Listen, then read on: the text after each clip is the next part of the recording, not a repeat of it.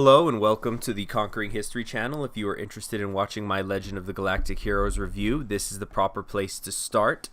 And welcome back if you've been redirected here from a different video. Now, while Legend of the Galactic Heroes is primarily an OVA that stretches over 100 episodes, we will be starting with this movie because it acts as a prequel to the main events of the series. And so I think for proper understanding, it's best for people, even if it's their first time watching, to watch this movie and then proceed onward from there. Although there's going to be one more movie we're going to cover before we actually get to the main series. Now, with My Conquest is the Sea of Stars, we begin with a scrolling introduction to the series, very reminiscent of Star Wars. However, as if the series wants to be perfectly upfront to you in as far as how complex this show can sometimes be, the scrolling is in German flowing cursive with the narration in Japanese, and if you are an American, as I am, you have to read it in English. Now, upon reflection, this section is very info dense, so I'm actually going to make a video breaking it down in more detail at a later time. But the important point for now is that the series is being narrated by a historian who is writing about these events an undisclosed amount of time after they happen. So the name Legend of the Galactic Heroes can be seen as the title of the book that this historian has written, with the Galactic Heroes meaning the people like Yang Wenli and Reinhard von Mussel. As we will see, they are the heroes of their own time, and so we are reading this book, or watching it, I should say, about them. So, because even in this title, there's a credible amount of focus on the people, on these actual heroes, that is what the focus of this movie and this review are going to be. And in the spirit of that, I'll give you a plot synopsis of this movie right now. There are two skirmishes, and then the status quo is completely unchanged. So the actual events, per se, of this movie mean very little in the grand scheme of things. I mean, there's not going to be a decisive end to the war in the prequel movie about this series, after all. Now, after this title sequence, we begin in deep space, and we see a fleet of spaceships approaching, and we are introduced to Admiral Reinhard von Mussel and his fleet with Chopin's, I think it's Chopin or Chopin's Nocturne in B major, giving a very classy air to the scene. And they are approaching the Icerion Forest, where the Empire holds a critical corridor in space between the Empire's lands and the Alliance's territory. And this is going to become something that's extremely important as the series goes on.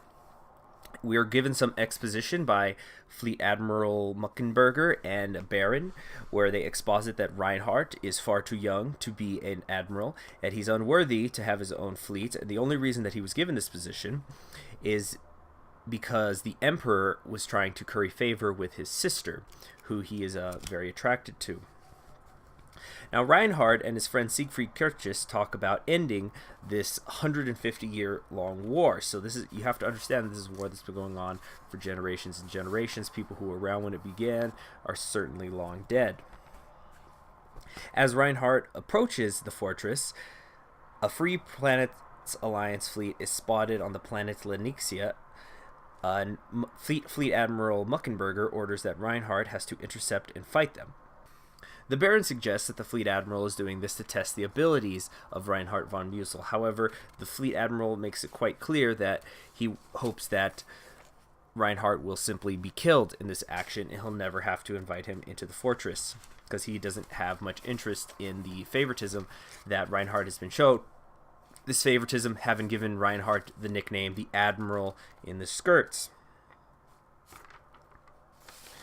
As Reinhard von Mussel's fleet approaches the planet, we are introduced to two characters who I believe their names are never actually given, so I'm just going to refer to them as the Vet and the Kid. These are two gunners in Reinhardt's fleet, and they give us a peek of how the soldiers on the ground view the fighting, with the Kid extremely nervous, very tense about the upcoming fight. It's going to be his first fight, and the Vet is simply saying to relax, and that while there are these rumors about Reinhardt that he is perhaps not competent, that he has only been promoted through favoritism, The vet thinks that he must be a very good commander because he is still alive, and many of his peers who had gone to other fleets in the Imperial Space Navy have already died. So he likes Reinhardt. Now we're going to flip over to the Free Planets Alliance side, and here we meet Yang Wen Li, who is going to be the main character for the Alliance. He is at this time the operations advisor in his fleet. He is not a commander, and his disagreements with his commander are quickly made apparent. We also meet Dusty Attenborough, who gripes about their commanders as well as him and Yang share a drink while they're on duty, which says quite a lot about the more casual nature of Dusty and Yang compared to the stuffy, very formal nature of the Imperial fleet. The battle quickly is underway, and the ship's lasers fire at one another and begin to heat up the gaseous atmosphere of the planet. Because the planet's atmosphere is just helium and hydrogen, Yang perceives that this has become a deadly situation for the fleet, and that it is possible for the atmosphere to blow up if someone were to light a fire. But he thinks that nobody on the Imperial side will be smart enough to know this.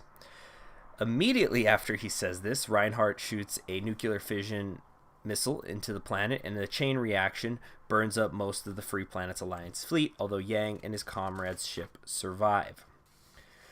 This skirmish, while very quick, it establishes the sharp minds of both Yang and Reinhardt, and it shows that Reinhardt might actually be more than a young, conceited blonde brat, as the fleet admiral says, who only got in his position through nepotism and favoritism. Reinhardt then docks with the fortress, and the fleet admiral chalks up Reinhardt's win to luck and the weather. So he hasn't earned the respect of these people yet. Over in the Free Planets Alliance, or FPA, fleet, we meet the comedic pilot Poplin and his fiery red hair, and he's taking bets on who will win the next battle, just establishing that he is a comedic character. Yang is watching some history films and laments to Attenborough that history is so full of conflict and fights that when you study history, you have to study war. He also hates how the FPA Fleet Command will always blame battlefield losses on things like the weather and forget that the people are the ones who are doing the fighting. We also see that Yang receives an awful lot of fan mail because of something he did at the Battle of El Facil 7 years prior. This will be elaborated on later, not in this movie. But he feels very stuck in his position in the military because of his almost celebrity status as a hero, and he is essentially an advertisement to join the military. Now the proper battle for the fortress approaches, and Fleet Admiral Meckenberger of the Imperial Fleet gives Reinhardt the important left wing in the upcoming battle. Out in the rest of the fortress, a news broadcast names the upcoming battle as the Fourth Battle of Tiamat. The vet and the kid are out and about in the luxury area because they are out on leave, and the vet explains that the battle does not matter because this war has gone on for so long that one battle could never decide the war. The only question is who will die. And then they go off to a brothel. Up in the more refined areas of the fortress, we see the blonde Admiral Mittermeier and his best friend Admiral Ruhenthal playing pool and commenting on the enemies that are all around them. A drunken brawl erupts between men of Reinhardt's fleet and men of the fortress, and then Commander Kirchis arrives and breaks up the fight in a rather calm manner. He talks to the men from Reinhardt's fleet and actually refers to them by name, and he says that Reinhardt cares for all the men of his fleet, and he doesn't want them fighting. Now the question is, does Reinhardt actually know the names of all the men on his fleet, or is it Kirchis who does that, and he is just acting like Reinhardt knows so that the men will like Reinhardt more? Although there already does seem to be a strong sense of loyalty from the men in Reinhardt's fleet towards him. Another important character point. So now it's the day of the battle, and Reinhardt is thrown forward recklessly in a basically suicidal manner by his commander. And as Reinhardt gets closer and closer to the Alliance fleet, he does not fire. Instead, he turns sharply to the right, and he gets between the Free Planets Alliance fleet and the Imperial fleet so that neither of them can fire at each other. The Alliance does not fire on him because they think that it's a trap, and Reinhardt's bluff succeeds, and he gets out of the way of the Free Planets Alliance fleet. After this, the two main fleets engage, and Reinhardt looks at the battle from the outside. And I just want to point out that there are some criticisms about this show's battles that say the show too often shows a space as being flat and that there are not multiple axes to maneuver on. But over the course of this fight, you see that they do, in fact, the fleets do in fact move up and down in a vertical way using that three-dimensional space. Then we have a little exchange between Reinhardt and Curtius, and this is very important for both of their characters. Reinhardt knows that his fleet is going to be the deciding factor in who wins this battle, but he says that even if he interferes and helps the Imperial fleet, the commanders are still going to hate him. And Curtius responds that he already knows, meaning Reinhardt, saying, like, Reinhardt, you know that it is worth the hate of 10 commanders to have the gratitude of millions of men. Now, this is a very diplomatic thing that Curtius does here. He doesn't just tell Reinhardt, you need to interfere anyway to save lives. He does it in a way that you could say it strokes Reinhardt's ego a little bit. It makes it seem like Reinhardt is the one who comes up with the idea by saying it in this way. And I think that really sums up the relationship between these two men, at least for now, in that Reinhardt is kind of the angel on the shoulder of, Curtius is sort of the angel on the shoulder of Reinhardt. And he's just trying to gently guide him towards the path of goodness. Now, I think this video is already getting a little long in the tooth, so I just want to talk about one more incident that happens in this movie. The Free Planets Alliance feels that they are going to lose, that their fleet is going to be destroyed, so in an effort to save the fleet, they come up with a plan to send a small force that will appear to attack the fortress by going around the main Imperial fleet, and this distraction will give the main Free Planets Alliance fleet enough time to withdraw. Now, whoever commands the fleet that is going to be the distraction is almost certainly going to die. It's practically a suicide mission so that everyone else can be saved. And Yang volunteers for this, and so does Dusty. Now, Dusty comments that it's very unlike Yang to volunteer, and he's probably going to die, and Dusty decided to go with him because he'd rather die under the command of Yang than in some of these incompetent people. And Yang says that he feels he's volunteering for this mission because he was not assertive enough when it came to the earlier battle on the gaseous planet, or by ordering his commander to fire on Reinhardt's fleet as they passed by when Reinhardt was doing his bluff. And he feels he has to atone for those sins by trying to save more lives in the fleet by being a distraction. The distraction kind of works.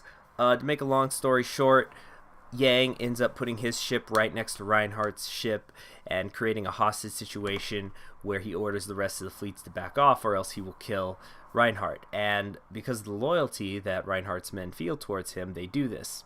And both fleets retire in relatively good order, and this is not really a win for either of them. It's a draw, I guess you could say.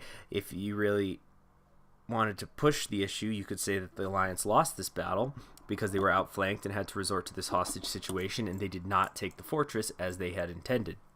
But it is made very clear that this is just one of many battles that have happened before. There's going to be many more to come. And the most important thing is, as far as events go, is that this marks the first time that Reinhardt and Yang will encounter each other in a battle.